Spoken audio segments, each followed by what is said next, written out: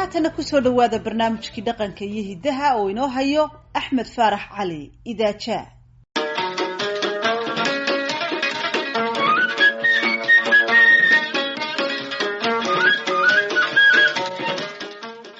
waa barnaamijkii dhaqanka iyo hiddaha ee laanta af Soomaaliga ee VOA-da iyo qayb labaad oo ku saabsan caanaha iyo Soomaalida.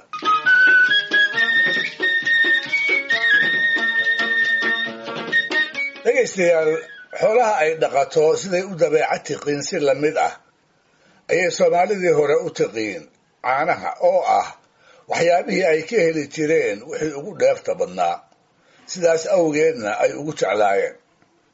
waxay yaqiineen magacyana u kala lahaa heerarka ay caanuhu maraan, laga bilaabo marka neefka laga liso iyo dhadhan iyo muuqaalba maalmaha xiga dhalarogga ku dhaca. waxaa ugu horreeya dambarka oo ah neefka markaas dhala caanaha cawlka ah ee laga liso amaba laga nuugo. waa wax adag oo nirigta, weysha iyo waxarta dhalatay mooye aan dadku in badan ka dhami karin, isla markaasna aan ku raagine haddiiba naasaha neefka ka dhammaada. heerka labaadi waa dhayda oo ah marka ay caanuhu ugu dhadhan wacan yihiin, waxaana jira magacyo kale oo ay af Soomaaliga ku leeyihiin sida kasoofeen, galax, waraasi iyo faranfalxood.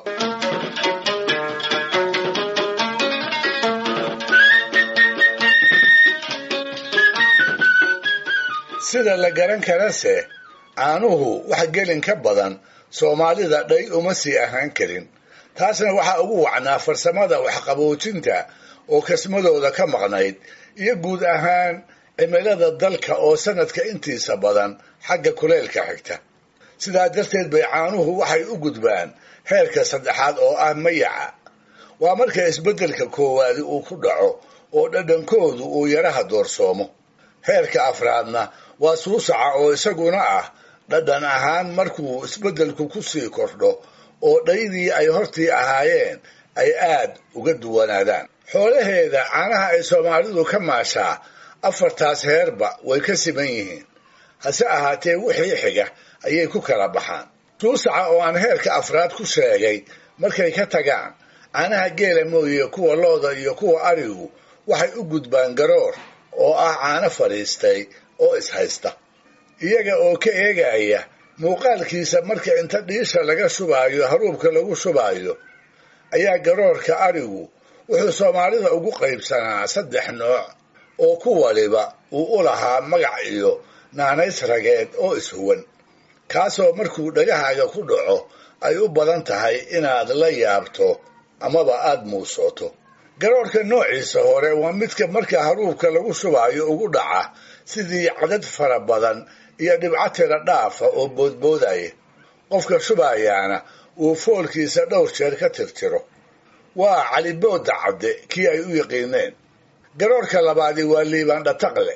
waa cadad yaro waaweyn oo balbalaaran, si tartiib tartiib ahna haruubka ugu dhaca, iyada oo in ishaysataa markay ku dhacdaba la maqlo dhataq sharqan loo malayn karo inay u eg tahay. nooca saddexaadna waa garoorka isaga oo aan kala harin kalana soconayn weelka ku dhaca, wax cod ahna haba yaraatee aan laga maqal.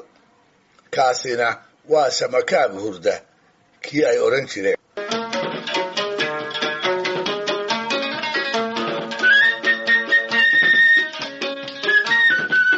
sidaan soo sheegay, xoolaha ay caanahoodu garooraani waa lo'da iyo ariga oo riyo iyo ida ka kooban.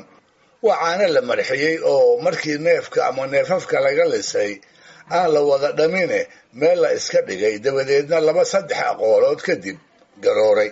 su-aasha haddaba meeshan ku jirtaa waxay tahay, aadkeeda bannaanba maxaa caanaha qaarkood loo marxiyaa tan iyo inta ay garoor noqonayaan? waa 3 sababood dartood. marka hore, badanaa qoyska reer miyiga ah wuxuu garoorku u dhigmaa xilliga aaranka ah. goortaas oo kale intay u dararaan ayay xoolaha caano badan ka maalaan, sidaa darteedna dhay ahaantooda dhammaantood kuma idlaysan karaan. sababtaas waa loo garooriyaa. dhinaca kalena, sida la ogyahay, qof waliba wuxuu jecel yahay gasiin kala duwan oo kala dhadhan ah inuu quuto. maalmaha toddobaadka oo idil naftu uma dul qaadan karto gelin hore iyo gelin dambaba dhay keliya in laga durduuro. sidaas awgeed bay waxay jeclaayeen marmar intay dhayda ka nastaan caanihii oo garooray inay dhammaan. sababtaasna waa loo garooriyaa. ugu dambaysta afada reerka ee ninkeedu uu meel sodcaal ugu maqan yahay waxay u sii dhigi jirtay cunno kayd loo yiqiin oo habeenkuu u soo hoydo ay siin jirtay. markuu kabaha iska bixiyo oo yaro nasto ayay soo hordhigi jirtay kayd oo idin wixii loogu jeclaa oo ah oodkac inta dhowaan la jaray, sixin lagu shiilay iyo dhiil iltiran oo caano garoorihii ay ka buuxaan. taasina waa sabab saddexaad oo ay caanaha u garoorin jireen. waxaase jirta sababihii saddexda ahaa ee aan soo xusay mid ka weyn oo ay caanaha u garoorsan jireen. waa lulista oo ah hanaan waayo hore ay soomaalidu soo rogtay oo caanaha burcadka ku jira ay ugala bixi jirtay. 2 cisho caanihii xoolaha laga maalay ayaa weelal gaar ah lagu ururiyaa. markay garooraan ayaa lagu shubaa haan ama haamo loo saantay.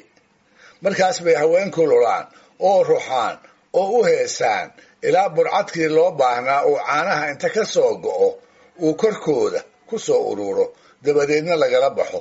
burcadkaas ayay shiilaan. markaas bay ka soo saartaan subag sixin ah oo qumbayaasha ay ku shubtaan, kaasoo ay badarka ku iidaantaan xilliga jiilaalka ee ay caanuhu gabaabsiyaan.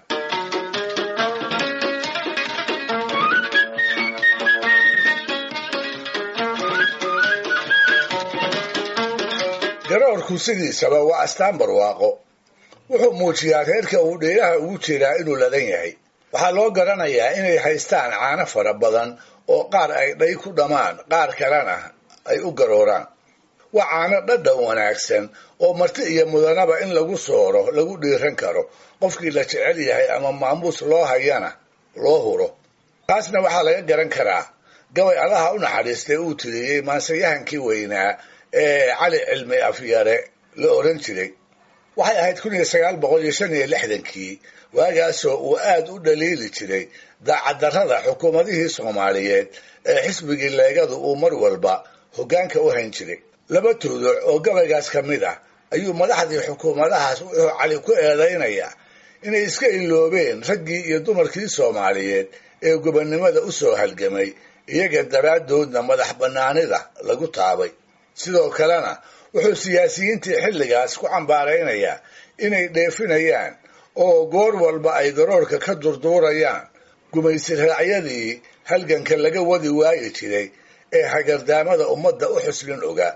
gabaygaas oo loo yaqaan waa igeli weyne sanadkii 1965kiina uu cali cilmi tiriyey ayaa waxaa ka mid ahaa: nin hadduu gujiyo ciil qabo oo meel ka gubanayo goobtii dalooshaba, haddii lagu gufaynayo guhaadda iyo qaylada, hadduu guuxa damin waayo gobonnimo kolkuu dhaliyey ay guushii soo hoyatay waxa geeska dheer loogu muday waa igeli weyne. gafkusa wuxuu ka dhacayaa xaqaa laga gudbayaaye, nin waliba wuxuu garabsaday baan loo abaal gudine, gablama aan wax tarin iyo jinnaad gacanta haysaane, wax garoorka loo shubahayaa kii wax gowracaye war Soomaali geesigii ku dhimay gaarka ahayn jiray. dhegaystayaal, barnaamijka dhaqanka iyo hidduhu maanta halkaa ha inoo jooga. waa inoo toddobaadka soo aadan iyo ku kale hadduu eebba idmo.